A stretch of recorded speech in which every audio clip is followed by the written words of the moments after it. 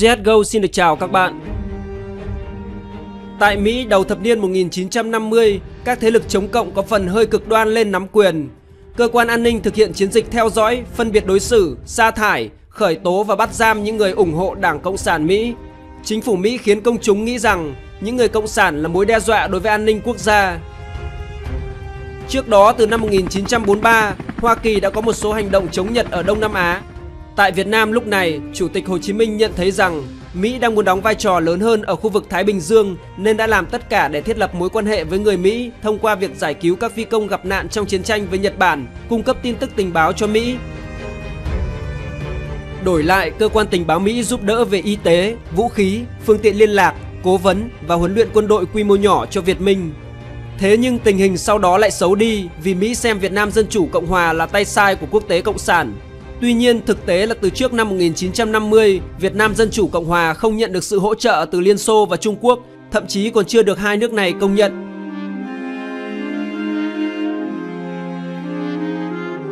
Tháng 2 năm 1946, Chủ tịch Hồ Chí Minh đã gửi thư cho Tổng thống Mỹ Harry Truman kêu gọi Hoa Kỳ can thiệp khẩn cấp để ủng hộ nền độc lập non trẻ của Việt Nam nhưng không được hồi đáp. Người Mỹ lúc này thậm chí còn bắt đầu lên kế hoạch gây khó khăn cho Việt Nam Dân Chủ Cộng Hòa. Tuy nhiên, từ tháng 3 năm 1946, cuộc nội chiến Trung Quốc bùng nổ dữ dội. Người Mỹ phải tập trung hỗ trợ cho quân đội Tưởng Giới Thạch trong cuộc chiến chống lại quân đội Mao Trạch Đông. Một phần phải hỗ trợ người Anh lấy lại các thuộc địa cũ trên thế giới. Chính vì tình hình nhà bao việc nên họ chưa thể can thiệp ngay vào Việt Nam. Cuối tháng 9 năm 1946, Mỹ tạm thời rút tất cả các nhân viên tình báo tại Việt Nam về nước, chấm dứt liên hệ với chính phủ Việt Nam Dân Chủ Cộng Hòa. Đầu năm 1950, nội chiến Trung Quốc cơ bản đã an bài, không còn cơ hội cho Tưởng Giới Thạch ở đại lục. Tiếp đó là chiến tranh Triều Tiên bùng nổ, khuynh hướng thân Liên Xô tại nhiều nước châu Á, Ả Rập v.v. Cộng với việc Pháp bắt đầu thất thế trước Việt Minh, chính phủ Mỹ cảm thấy vô cùng bất an. Mỹ đã sử dụng các gói viện trợ và đôi khi là cả can thiệp quân sự trực tiếp để chống lại chủ nghĩa cộng sản tại rất nhiều quốc gia như là Indonesia, Ai Cập, Iran v.v. Và đặc biệt là tại Việt Nam, nơi được coi là cánh cửa mở toang khu vực Đông Nam Á. Thuyết domino lần đầu tiên xuất hiện dưới thời Tổng thống Mỹ Eisenhower, thể hiện nguy cơ phát triển của chủ nghĩa cộng sản tại Đông Dương mà trọng tâm là miền Nam Việt Nam, với hình ảnh quân domino đầu tiên đổ khiến các quân domino kế tiếp đổ theo, phá hủy toàn bộ trạng thái ban đầu. Theo đó, quân bài Trung Quốc đã đổ, nếu quân bài Việt Nam đổ tiếp chắc chắn sẽ kéo theo Lào, Campuchia, Thái Lan, Miến Điện cũng sụp đổ vào tay cộng sản. Điều này đe dọa các khu vực còn lại đang nằm trong sự ảnh hưởng của Hoa Kỳ như là Malaysia, Úc, Nhật Bản, Philippines, New Zealand v.v. Không chỉ vậy, Mỹ cần có quan hệ đồng minh với Pháp để thiết lập thêm đối trọng với Liên Xô tại châu Âu. Từ lập luận đó, chính phủ Mỹ bắt đầu thả tim mạnh mẽ cho Pháp trong cuộc chiến chống lại Việt Nam Dân Chủ Cộng Hòa.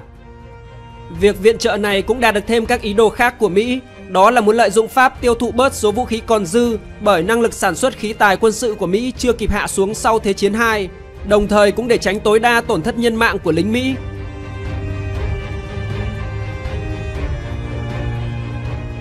Thế nhưng nhiều khi cuộc sống nó lại không giống cuộc đời.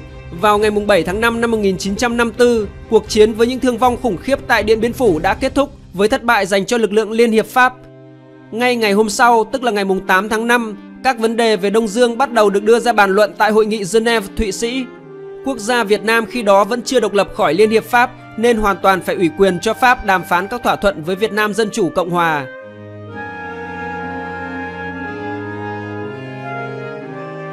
Hiệp định Geneva được chốt hạ vào ngày 20 và có hiệu lực từ ngày 21 tháng 7 năm 1954 với các nội dung cơ bản như sau: ngừng bắn và trao trả tù binh, giới tuyến quân sự tạm thời là sông Bến Hải, vĩ tuyến 17 thuộc tỉnh Quảng Trị, chia Việt Nam thành hai vùng tập kết. Quân đội Nhân dân Việt Nam tập trung về phía Bắc, quân đội Liên Hiệp Pháp bao gồm cả quân đội quốc gia Việt Nam tập trung về phía Nam. Tập kết dân sự theo nguyên tắc tự nguyện. Các nước tôn trọng độc lập chủ quyền, toàn vẹn lãnh thổ, không đặt căn cứ quân sự và không can thiệp vào nội bộ của ba nước Đông Dương. Thành lập Ủy hội quốc tế kiểm soát đình chiến Đông Dương gồm Ấn Độ, Ba Lan và Canada với Ấn Độ làm chủ tịch. Tình trạng chia cắt này chỉ là tạm thời. Cuộc tổng tuyển cử để thống nhất Việt Nam sẽ được tổ chức sau đó 2 năm, dự kiến sẽ vào tháng 7 năm 1956. Trong hội nghị, Ngoại trưởng Quốc gia Việt Nam của chính phủ Bảo Đại, ông Trần Văn Đỗ rơi nước mắt, nhưng trưởng đoàn Việt Nam Dân Chủ Cộng Hòa đã lên tiếng: Những ai yêu nước Yêu sự thống nhất của Việt Nam thì không cần phải khóc ngày hôm nay. Hãy thực hiện đúng những gì đã ký kết. 2 năm nữa chắc chắn sẽ có một nước Việt Nam thống nhất, độc lập, hòa bình và giàu mạnh. Mọi thứ chính phủ Việt Nam Dân Chủ Cộng Hòa đã làm trong những năm qua đều vì mục đích ấy.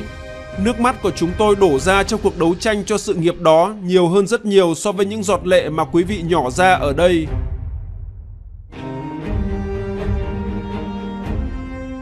Ngay sau khi Hiệp định Geneva được thông qua, Chủ tịch Hồ Chí Minh đã nhắc nhở với người dân Việt Nam phải cảnh giác cao độ vì một số cường quốc trên thế giới đang âm mưu chia cắt những quốc gia có vị trí chiến lược thành các lực lượng đối lập, từ đó dễ kiểm soát khống chế. Theo thống kê của Ủy ban Quốc tế Giám sát Đình chiến, tại thời điểm đó có hơn 890.000 dân thường di cư từ miền Bắc và miền Nam, hơn 140.000 người từ miền Nam tập kết ra Bắc. Ngoài ra có một lực lượng không nhỏ người dân tại miền Nam tuy phản đối chính phủ quốc gia Việt Nam nhưng đã ở lại để tổ chức lực lượng đấu tranh chống chính quyền thay vì tập kết ra Bắc. Quân đội Pháp dần dần rút về nước và trao quyền lực cho chính phủ quốc gia Việt Nam. Theo thông tin từ các nhà số học, lúc đó dân số tại khu vực Việt Nam Dân Chủ Cộng Hòa kiểm soát là khoảng 13 đến 14 triệu người, còn tại khu vực quốc gia Việt Nam kiểm soát là khoảng 12 đến 13 triệu. Giai đoạn này với quan điểm có làm thì mới có ăn, Hoa Kỳ bắt đầu viện trợ mạnh tay, trực tiếp đưa một số lượng lớn vũ khí và thiết bị quân sự vào miền Nam Việt Nam, tổ chức huấn luyện cho quân đội quốc gia Việt Nam tại các căn cứ của Mỹ ở Thái Bình Dương. Chưa đầy 2 năm đầu tiên, Mỹ đã bỏ ra 414 triệu USD, tương đương với gần 4 tỷ đô vào năm 2020, chiếm 80% ngân sách quân sự của chính quyền miền Nam Việt Nam để trang bị cho lực lượng quân đội thường trực. Quốc gia Việt Nam, tiền thân của Việt Nam Cộng Hòa, từ chối tổng tuyển cử toàn quốc với lý do mà Quốc trưởng Bảo Đại và Thủ tướng Ngô Đình Diệm đưa ra. Chúng tôi ủng hộ tổng tuyển cử tự do để thống nhất đất nước một cách hòa bình và dân chủ, nhưng chúng tôi nghi ngờ về vấn đề đảm bảo tính minh bạch tự do thực sự. Đáp lại những cáo buộc này, Chủ tịch Hồ Chí Minh đã trả lời với các nhà báo Mỹ rằng đó là lời vu khống của những người không muốn thống nhất Việt Nam bằng tổng tuyển cử tự do. Tuy nhiên, đối với các nhà thổ địa học tại khu vực Đông Dương, họ lại cho rằng việc cắt bỏ chương trình tổng tuyển cử rất có thể là vì giai đoạn này ý thức tiết kiệm ngân sách nhà nước được chính phủ Ngô Đình Diệm đặt lên hàng đầu. Các nguồn tin tình báo CIA lại chỉ ra cho Tổng thống Mỹ rằng chắc chắn hơn 80% dân số Việt Nam sẽ bầu cho Chủ tịch Hồ Chí Minh thay vì bầu cho Quốc trưởng Bảo Đại. Vị thế của Chủ tịch Hồ Chí Minh lúc này không khác gì vị thế của Tổng thống George Washington, một trong những vị lãnh tụ vĩ đại bậc nhất của nước Mỹ, đã lãnh đạo cách mạng Mỹ giành độc lập trước sự cai trị của đế quốc Anh với sự ủng hộ gần như tuyệt đối của người dân Mỹ để trở thành Tổng thống đầu tiên của Hoa Kỳ.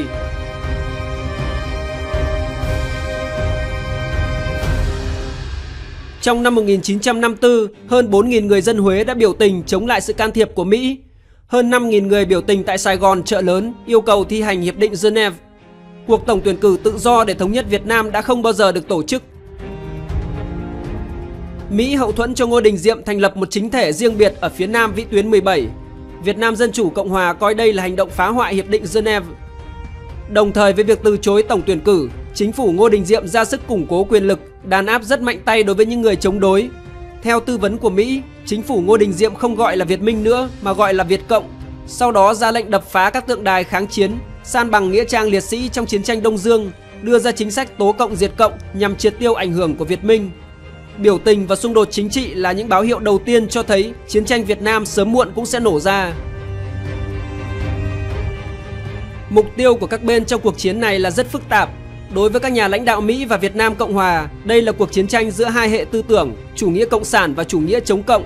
Chính phủ Mỹ muốn ngăn chặn sự lan rộng của chủ nghĩa cộng sản tại Đông Nam Á, vì vậy đã có một quyết định phải nói là khá mạnh tay và rất chịu chơi, bao trọn chi phí toàn bộ cuộc chiến và thậm chí là chuẩn bị sẵn gói combo tham chiến bằng cả hải lục không quân để khuyến mại khi cần. Về quan điểm của người dân Mỹ có hai chiều hướng chính. Một phía tin vào chính phủ Mỹ và ủng hộ cuộc chiến chống cộng của quân đội Mỹ. Phía còn lại cho rằng đây là cuộc chiến tranh xâm lược theo kiểu thực dân mới, còn Việt Nam Cộng Hòa là một dạng chính phủ bù nhìn mà Mỹ kế thừa từ Pháp. Chính sách chống cộng sản chỉ là cái cớ phục vụ cho quyền lợi của những tập đoàn tư bản Mỹ. Đối với phía Việt Nam Dân Chủ Cộng Hòa và Mặt trận Dân tộc Giải phóng miền Nam Việt Nam, đây là cuộc chiến tranh chống ngoại xâm, giành độc lập, thống nhất đất nước. Trong đó, Mặt trận Dân tộc Giải phóng miền Nam Việt Nam là tổ chức đại diện cho nhân dân miền Nam tiến hành cuộc kháng chiến chống lại kế hoạch chia cắt đất nước, chống lại ý đồ biến miền Nam thành một quốc gia riêng, đi ngược lại lợi ích chung của dân tộc. Đối với họ, đây là cuộc chiến giải phóng dân tộc chính nghĩa, được sự ủng hộ to lớn của người dân yêu chuộng hòa bình thế giới, trong đó có cả sự ủng hộ của người dân Mỹ. Những người cộng sản theo chủ nghĩa dân tộc tin rằng đây là một cuộc chiến tranh nhân dân, người Việt Nam gắn bó với cách mạng vì họ coi đó là cuộc chiến để bảo vệ gia đình, những người thân yêu và tổ quốc của mình. Theo khảo sát của đa số người dân Việt Nam, sau hàng nghìn năm chiến đấu chống giặc ngoại xâm, người Mỹ đơn giản chỉ là một thế lực ngoại bang mới nhất đang hiện diện. Chính sự ủng hộ mạnh mẽ của người dân với tư tưởng này đã tạo nên sức mạnh lớn cho mặt trận dân tộc giải phóng miền Nam Việt Nam.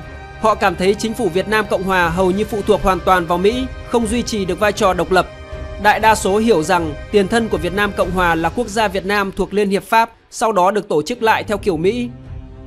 Trên cục diện quốc tế, đây được coi là cuộc chiến tranh nóng trong lòng chiến tranh lạnh đang diễn ra rất quyết liệt trên thế giới. Có quan điểm cho rằng đây là cuộc chiến ủy nhiệm giữa một bên là Mỹ, bên kia là Liên Xô và Trung Quốc. Tuy nhiên, theo Việt Nam Dân Chủ Cộng Hòa và Mặt trận Dân tộc Giải phóng miền Nam Việt Nam, sự viện trợ của các cường quốc là không thể phủ nhận. Tuy nhiên, yếu tố quan trọng nhất chính là lòng yêu nước và tinh thần dân tộc. Tổng bí thư Lê Duẩn sẵn sàng từ chối viện trợ của Trung Quốc khi nước này áp đặt ý chí đối với Việt Nam Dân Chủ Cộng Hòa.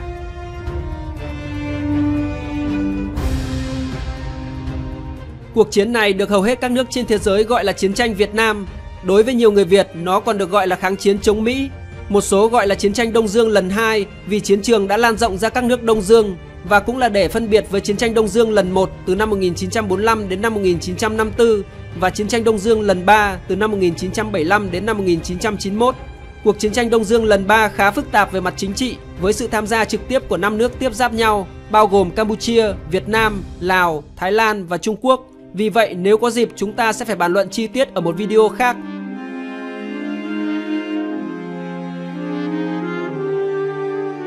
Một số quan điểm cho rằng chiến tranh Việt Nam bắt đầu từ tháng 11 năm 1955 khi phái bộ cố vấn và viện trợ Hoa Kỳ được thành lập ở miền Nam Việt Nam.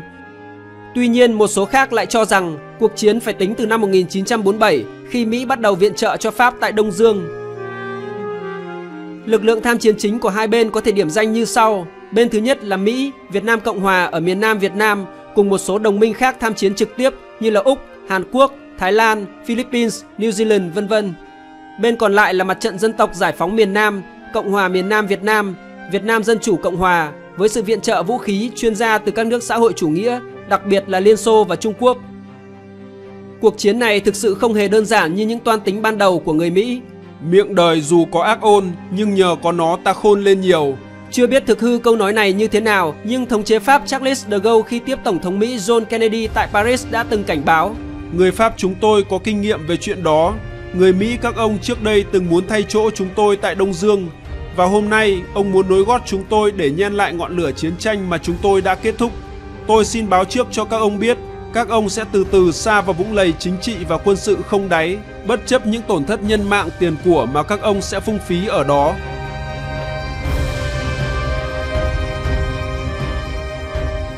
Nếu thấy video này có ích, hãy chia sẻ và cho nó một like. Trên màn hình là một số video hay ho khác dành cho bạn. Hãy lựa chọn nhấn vào nó để tiếp tục thưởng thức.